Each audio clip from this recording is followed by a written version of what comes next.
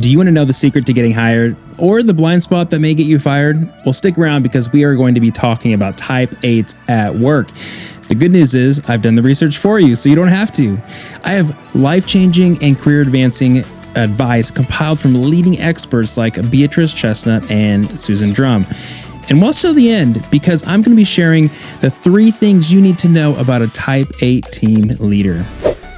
Right, if you want to feel seen, understood, and challenged to let go of the things that are keeping you stuck in your personal and professional life, then make sure to hit the subscribe button below so you don't miss out on more free content coming up next week. Now, let's get to it.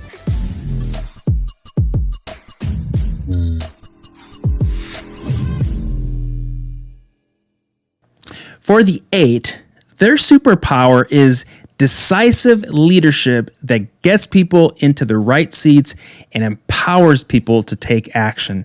Right? They are the bulldozers that push everything ahead and carry the weight, oftentimes carry the heaviest weight for us and the rest of the team. 8s tackle big challenges and take bold action. Right? They are the ones that point to the top of the mountain and say, we're getting to the top and we're going to do this together. And everyone's looking and everyone's doubting, but they believe that they can get the team or the organization up that hill. 8s tend to be upfront, direct, and honest. That's one of the best things about their leadership is you always know what you're getting with a type 8. 8s are strategic thinkers who can see the big picture. Right? And 8's motivation and their drive oftentimes get them to rise to the top of the organization. But what also helps is that they're just very business savvy, right? They intuitively know kind of what needs to happen, who needs to do what. Even if the 8 isn't good at details or maybe staying on task at certain times and being efficient, they know how to rearrange the parts to make the whole thing go in the organization. 8s tend to overextend themselves, though, to the point of exhaustion, right? They do not know how to slow down or stop working much of the time. And they have a lust for intensity, a lust for movement, and will oftentimes just drive themselves into the ground if they're not paying attention to their own gut. And they start suffering health issues because they're going so hard. Oftentimes, it takes a health issue to get them to slow down. 8s sometimes charge ahead without listening to other points of view. So 8s, like Suzanne Stabile says, you need to stop and realize that you're wrong more often than you think you are, and that you can get so black and white and so assured of your viewpoint that you just charge ahead without slowing down to listen to opposing points of view. And what you need to do is listen longer than you think you need to listen to other people, all right? Gather that data. It's going to protect you in the long run. 8s protect those they trust and care about. This is one of the best things about having a type 8 manager or leader is that they protect and they will go to bat for the people that are working with them and under their leadership. Also, 8s make great mentors. They're the kind of people you want to go to apprentice under, work for, because they do such a great job at being a business mentor, but also just a life mentor. They make good coaches. 8s get impatient with those who can't make a decision. It's one of their pet peeves. They will get super impatient if you are just wishy-washy and can't make a decision and move forward. 8s have a strong physical presence and tone of voice. Now, I've known more 8 leaders who are subdued and more who are just boom, just really loud with their presence. And so there's variations of 8s here, but all of them, whether they're more quiet or whether they're loud, they tend to have a pretty strong, self-assured presence when they're with you and a very matter-of-fact sort of tone of voice. Others say that 8s can come across as intimidating because of their strong presence. Now, unhealthy 8s are going to be intimidating. They're going to grab for power. They want to prove that you are wrong. And so 8s need to be aware of that. But even healthy 8s can come off as intimidating because they just carry a lot more power and energy than the rest of us. 8s tend to have an all or nothing mentality, right? For the average 8, it's go big or go home, right?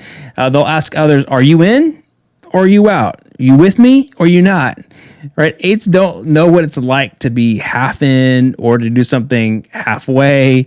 Right? That's not the mentality of the eight. They are, go all in 110%. That's just the default of all type eights. Eights need to allow things to happen rather than trying to make them happen all the time or push things harder to get things to happen. Right? So remember that eights, it's better if you go slower, if you slow your pace down and get other people on board and delegate and work through people rather than going over people to get to your goals. Eights can't stand people who are all talk but no action. This is another pet peeve of the type eights. People who talk and talk and talk and meander but never do anything. Right? For the eight, done is better than perfect. Okay? So if you want to work with an eight, make sure that you are doing your part and pitching in and working alongside them. Eights will respect you if you stand your ground. Right? Eights don't like weakness in themselves, and they don't like weakness in other people. They want other people to be strong. So if you push back on an eight, they'll actually respect you more in the workplace than if you are weak or throwing the towel. By the way, I want to say as we go along here, if any of these points describe you to a T, make sure to let me know in the comments, okay? All right, let's keep going. Eights are bold and authoritative.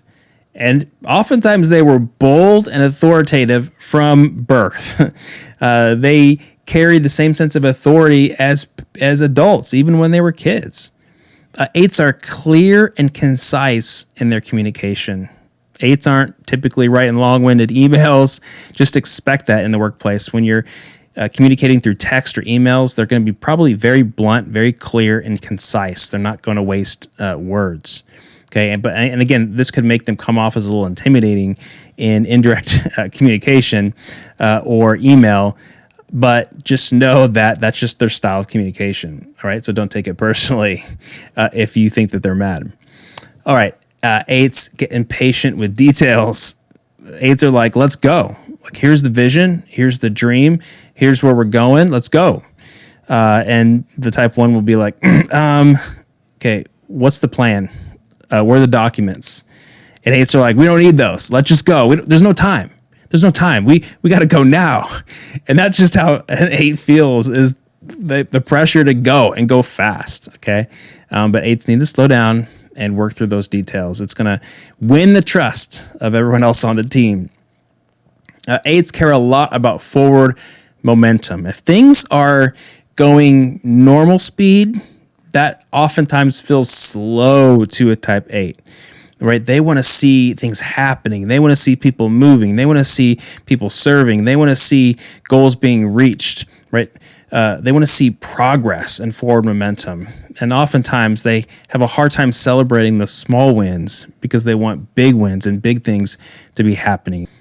Eights don't love conflict, but they're not afraid of it, right? This is a stereotype of eights, that eights just love getting into conflict and love being in conflict with you. And that's just not true, right? They don't love it, but they're not afraid of it either, and will step up to the plate and spar with someone if it's needed. All right, eights don't like being told what to do, right? Type sevens, we found out, don't like being told no, and eights don't like being told no or micromanaged or told what to do either. They feel like somebody's trying to overpower them, and eights want to be in power and want autonomy and freedom to do what they want to do. So just know that that's going to cause some conflict if you start trying to micromanage a type 8. Eights uphold justice, and they rebel against authorities who don't. That's it, just in their nature, is to fight for justice, to fight for the truth. For eights, it's important to have a lot of influence, right? They have a lust, which is their vice, a lust for intensity, but that also carries over to a lust for influence. They want to influence people, to move people, to make things happen. And so just know that that is one of the things that an eight thinks about quite a bit. Eights don't tolerate whining or gossip. They hate whining or gossip. And this is a great thing about having a type 8 boss. or a coworker is that they're not going to be the one that's like, hey, bringing you over to the water cooler and whining about the boss or gossiping about somebody else. No, they are great at being trustworthy, of having integrity, of if they have something to say to you, they're going to say it to your face, or they're not going to say it to a coworker. And just knowing that an 8 has that directness and that honesty, man, we should value that so much in the workplace. 8s excel at persuading people to follow their lead, right? Type 7s, type 3s are also persuasive, the other assertive types, but that's just one of the leadership gifts that an 8 has, is being able to persuade people to follow their vision and follow their lead, which just makes them great natural leaders. 8s keep going when things get hard and never throw in the towel, or rarely throw in the towel. And this is probably in the top 3 on my list when it comes to type 8s that I appreciate about them, because they're so resilient. Right, as I went through COVID and there's times in my life where I want to throw in the towel, 8s just keep going and going like that Energizer Bunny, if you remember those commercials. Right, just never stop. And they can rebound from adversity and rebound from constructive criticism and rebound from conflict better than any other type. And so they are just incredibly resilient. And I think sometimes we underappreciate them for the ways that they continue to lead us and continue to empower us through hard times and adversity. All right. At the beginning, I said I'd share 3 things with you that you need to know about a type 8 team leader that'll help you working under a type 8 leader. And these come from Enneagram teacher Beatrice Chestnut. And here they are. 1, their passion often gets mistaken for anger. We talked a little bit about this before, that they can come off as a little bit intimidating. Now, when they're sharing their passion, they're like, I'm just sharing my passion. I'm just really passionate about this. But other people can mistake their passion for anger. Right? They think their passion is like intimacy, like we're doing this together. And the other people are like, whoa, are they mad? Or do they have something against me? And it just gets mistaken. And so don't assume that your boss or manager is angry, right? If they're angry, they'll tell you, but don't assume that they're angry, right? By default, assume that what they're sharing is passion. Second, they will respect you more if you take action and are more decisive, right? Bring your energy and do things 110% with your type 8 coworker or boss, right? Don't slack off. Don't gossip. Don't whine to them. Bring solutions. Bring your A game. Bring your best effort. And if you do those things, like, you will gain their trust.